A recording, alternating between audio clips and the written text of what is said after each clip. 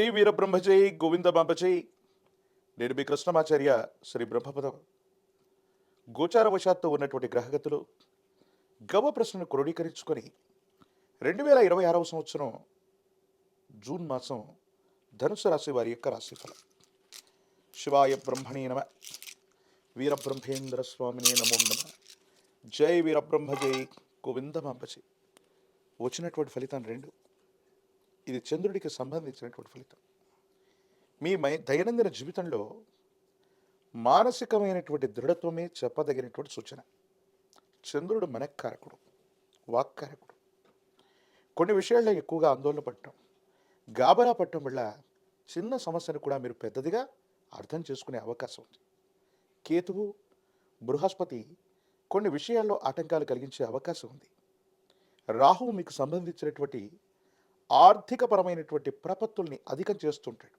అంటే ధనం చేతికి అందుతూ ఉంటుంది. మీరు చేసే ప్రయత్నాలు సఫలీకృతం అవుతుంటాయి.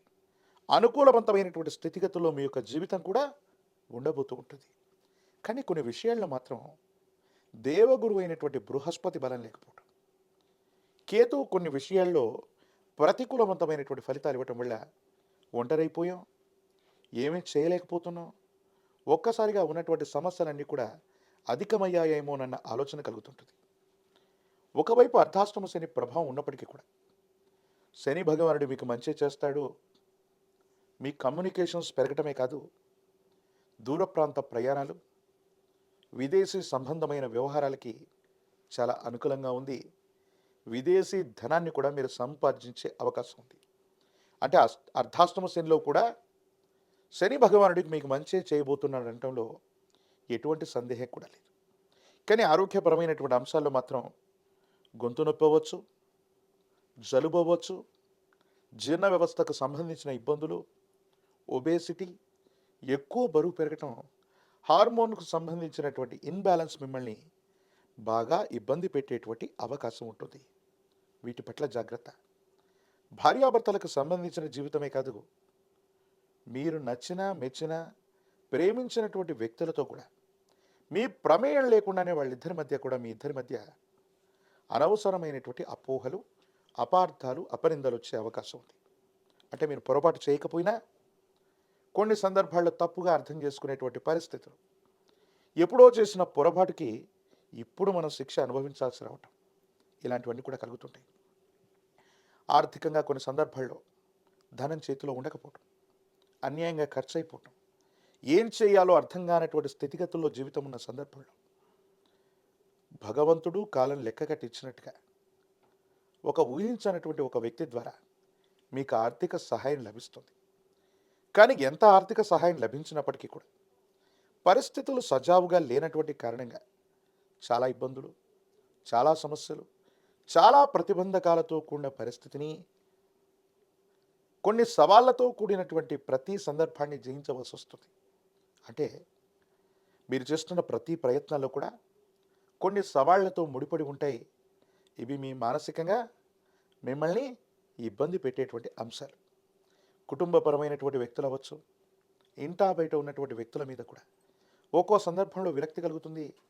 అందరినీ నమ్మాం, విశ్వసించాం, ఎవరూ కూడా మనకి తోడ్పాటును అందించట్లేదు, అందరూ మనల్ని మోసం చేస్తున్నారేమో, లేక మనమే మోసపోతున్నామేమో, దైనందిన జీవితం పట్ల కూడా తస్మాత్ జాగ్రత్తగా ఉండాల్సినటువంటి పరిస్థితులు ఎదురవుతున్నాయన్నటువంటి ఆలోచన మీ మనసు నిండా కలిగేటువంటి అవకాశం ఉంది. ఏది ఏమైనప్పటికీ కూడా కొన్ని ప్రతికూలవంతమైనటువంటి గ్రహగతులు, సవాళ్లు ఒకవైపు ఎదురవుతాయి, మరోవైపు మాత్రం ధనం చేతికి వస్తుంది. కానీ కుటుంబ జీవితం, వివాహ జీవితం, ఆరోగ్యపరమైనటువంటి అంశాలు మాత్రం మిమ్మల్ని కొంత ఇబ్బంది పెట్టేటువంటి అవకాశం కనిపిస్తూ ఉంటుంది.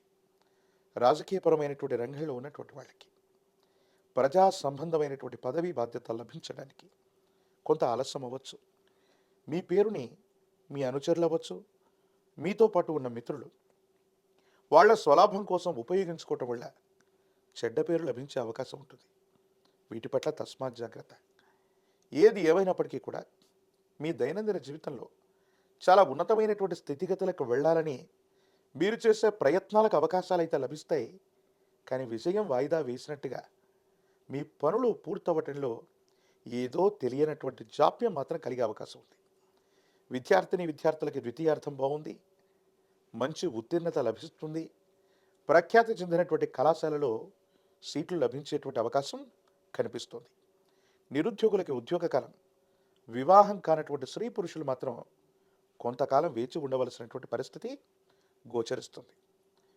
మీ సమీప ప్రాంగణంలో ఎక్కడైనా దత్తాత్రేయ స్వామి అవ్వచ్చు, దక్షిణామూర్తి అవ్వచ్చు, వీరబ్రహ్మేంద్ర స్వాముల వారు అవ్వచ్చు, ఇటువంటి గురుదేవతా స్వరూపాల్ని విశేషంగా ఆరాధన చేసిన, గురుచరితని పారాయణ చేసిన, ఇప్ప నూనెతో దీపారాధన చేస్తున్న అత్యంత అనుకూలవంతమైన ఫలితాన్ని మీరు తప్పకుండా పొందేటువంటి అవకాశం కనిపిస్తుంది.